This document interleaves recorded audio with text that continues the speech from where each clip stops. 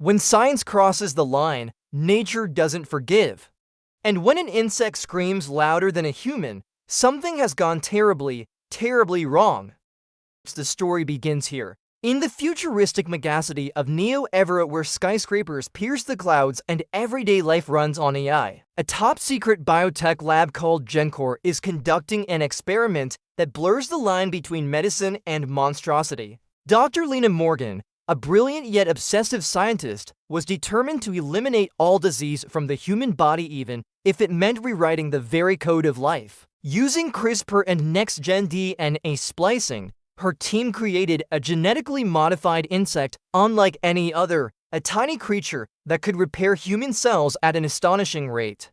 But what they didn't anticipate was that this insect could do much more. It could interface with the human brain, merge with its host, and alter the body from within. Initially, the project was hailed as success.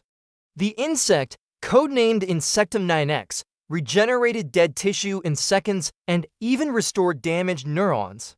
But then, one rainy night, the lab's containment breach alarms blared. A single specimen had escaped.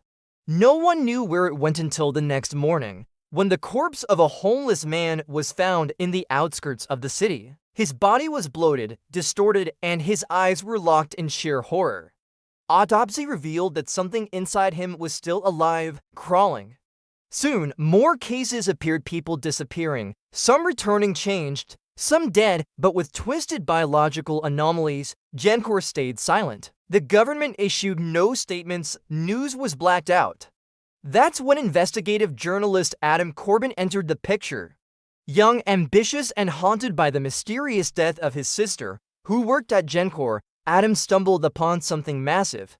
His sister's last files revealed a single project name, Insectum Project 9X. The deeper Adam dug, the more disturbing the truth became. GenCore had been experimenting on human subjects. The insect wasn't just healing tissue, it was evolving. It was replicating, merging with humans. Creating hybrids part human, part insect who were stronger, faster, and terrifyingly intelligent. Deep beneath the city, an underground hive had formed, and leading them was a creature named Zeo, a failed human experiment that had survived and mutated.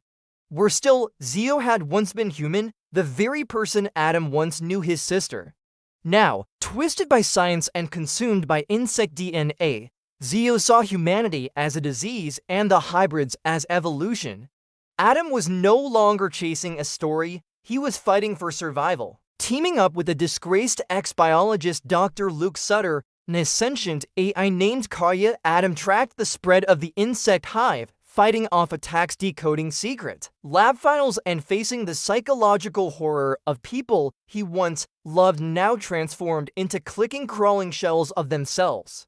The hive, buried beneath Neo-Evora's old subway system, was growing. Thousands of victims were being used as living incubators.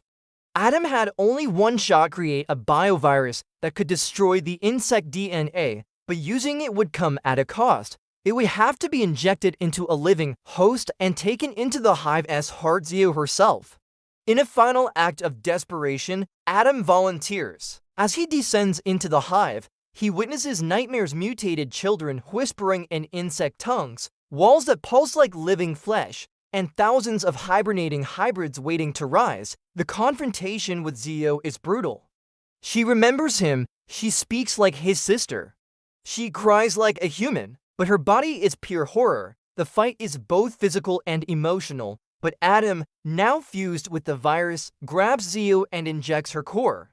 A blinding explosion of light pulses through the hive. Zeo screams a high-pitched inhuman shriek as the virus spreads like wildfire. One by one, the hybrids collapse, their bodies disintegrating into ash. But Adam, too, begins to fall apart. As he takes his final breath, he sees the sky through a crack in the hive. For the first time in weeks, Neo-Everett is quiet. Above, life goes on. GenCore is dismantled.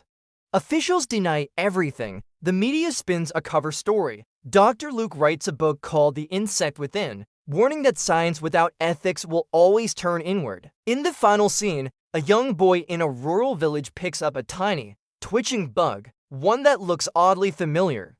He smiles, placing it in his pocket. Fade to black. The screen pulses with one final message. Extinction isn't the end, it's evolution.